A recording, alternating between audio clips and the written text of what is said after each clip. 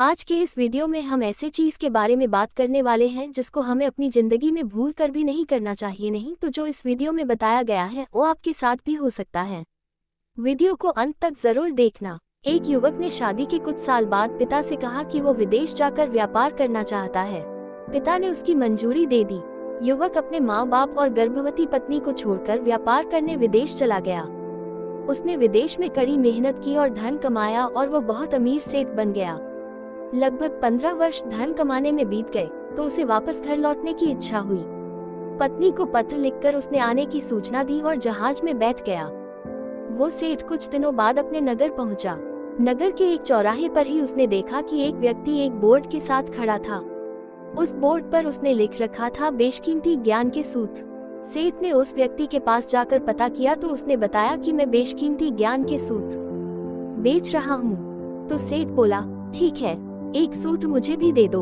वो आदमी बोला, मेरे हर ज्ञान सूत्र की कीमत 100 स्वर्ण मुद्राएं हैं। सेठ को ये सौदा महंगा तो लगा लेकिन उसने एक ज्ञान सूत्र खरीद लिया। उस व्यक्ति ने सेठ को ज्ञान का सूत्र दिया, कोई भी कार्य करने से पहले 2 मिनट रुक कर सोच लेना। सेठ ने वो सूत्र अपनी डायरी में लिख लिया। सेठ को अपने घर पहुँचते पहुँचते रात हो गई। सेठ ने सोचा, इतने सालों बाद लौटा हूँ तो क्यों ना सीधे पत्नी के पास पहुँचकर उसे सरप्राइज दूं। घर के चौकीदारों को इशारों से अंदर कुछ भी कहने से मना कर दिया और सीधे पत्नी के कमरे में गया। वहां का नजारा देखकर वो चौंक गया। उसने देखा कि उसकी पत्नी के साथ एक युवक सोया हुआ था। ये देखकर सेठ गुस्से से आग बबूला हो गया। वह सोचने लगा कि मैं परदेश में उसकी चिंता करता रहा और यह यहाँ अन्य पुरुष के साथ सो रही है। आज मैं इन दोनों को जिंदा नहीं छोड़ूंगा। वो गुस्से से अपनी तलवार निकालकर दोनों पर वार करने ही जा रहा था। इतने में उसे 100 स्वर्ण मुद्राओं के बदले जो ज्ञान सूत्र खरीदा था उसकी याद गई कि कुछ भी कार्य करने से पहले 2 मिनट सोच ले।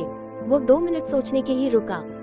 उसने तलवार वापस पीछे हटाई लेकिन वो किसी बर्तन से टकरा गई। बर्तन के गिरने की आवाज से पत्नी की नींद खुल गई। आंख खोलते ही उसने अपने सामने अपने पति को देखा तो वो बहुत खुश हो गई और बोली, आपके बिना जीवन सुना सुना था। इंतजार में इतने वर्ष कैसे निकले यह मैं ही जानती हूँ। पत्नी ने इतना बोलकर पास सोए हुए युवक को उठाते हुए बोली, बेटा उठ जा, तेरे पिताजी आए हैं। युवक उठकर जैसे ही पिता को प्रणाम करने झुका तो माथे की पगड़ी सेठ के पैरों में गिर गई। उसके लंबे लंबे बाल बिखर गए। सेठ की पत्नी ने कहा, यह आपकी बेटी है, इसके सम्मान को कोई आंच न आए इसलिए मैंने इसे बचपन से ही पुत्र के समान पालन पोषण और संस्कार दिए हैं। ये सुनकर सेठ की आंखों से आंसू की धारा बह निकली। उसने पत्नी और बेटी को गले लगा लिया और सोचने लगा, यदि आज मैंने उस ज्ञान सूत्र पर अमल नहीं किया होता तो आवेश में आकर कितना अनर्थ हो जाता।